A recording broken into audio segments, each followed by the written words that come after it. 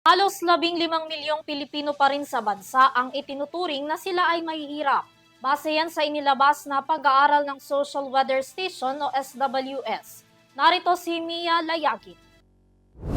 Sa ikatlong sunod na buwan ngayong taon, muling tumaas ang bilang ng mga pamilyang Pilipinong itinuturing ang kanilang mga sarili bilang mahirap. Ayon yan sa Social Weather Stations o SWS survey. Batay sa survey ng SWS para sa buwan ng Marso, 52% ng mga pamilyang Pilipino ang nagsabing mahirap sila, katumbas ng 14.4 milyon na mga pamilyang Pinoy. Tumaas ito ng 1% mula sa tala noong Pebrero na may 51% o katumbas ng nitong Marso.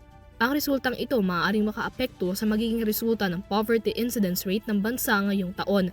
Batay sa 2023 Poverty Statistics ng Philippine Statistics Authority o PSA, nagkaroon ng pagbaba ng poverty incidence sa 10 basic sector sa bansa sa pagitan ng taong 2021 at 2023. Kumpara sa poverty incidence noong 2021, kita ang naging pagbaba nito sa lahat ng antas na nagresulta sa 2.6 percent points na pagbaba sa poverty incidence sa national level. Ayon kay Department of Social Welfare and Development Assistant Secretary Irene Dumlao, maraming salik ang nakaaapekto sa well-being ng mga Pilipino na dahilan kung bakit sa tingin nila ay mahirap sila.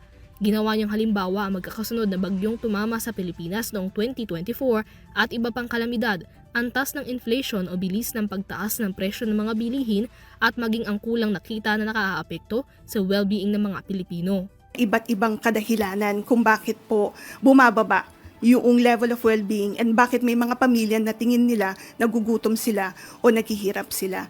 But then again, ang mahalaga po para sa amin, merong mga iba't ibang mga interventions ang ating pong pamahalaan para ma-cushion yung impact po nito at hindi po bumaba at ma-trap sa poverty yung ating mga kababayan. Aminado man si Dumlao na mayroon talagang pagkakaiba sa resulta ng mga quarterly survey ng mga organisasyon sa mga annual studies ng gobyerno patungkol sa antas ng kahirapan at kagutuman sa bansa. Kinilala rin nila ng pamahalaan ang mga ganitong survey upang mas mapabuti at mapaangat pa ang mga programa at mga serbisyo ng pamahalaan laban sa kahirapan. Sabi nga po ni Pangulong Marcos Jr., dapat maibaba natin ang poverty incidence to a single-digit percentage before the end of his term. DSWD is committed in contributing to the attainment of that goal. At pinagsisikapan po namin para mas mapabilis pa yung pagbaba nitong poverty incidence sa ating bansa. Thank you, ma'am. Para sa EuroTV News, Mia Layagin, sumasaludo sa bawat Pilipino.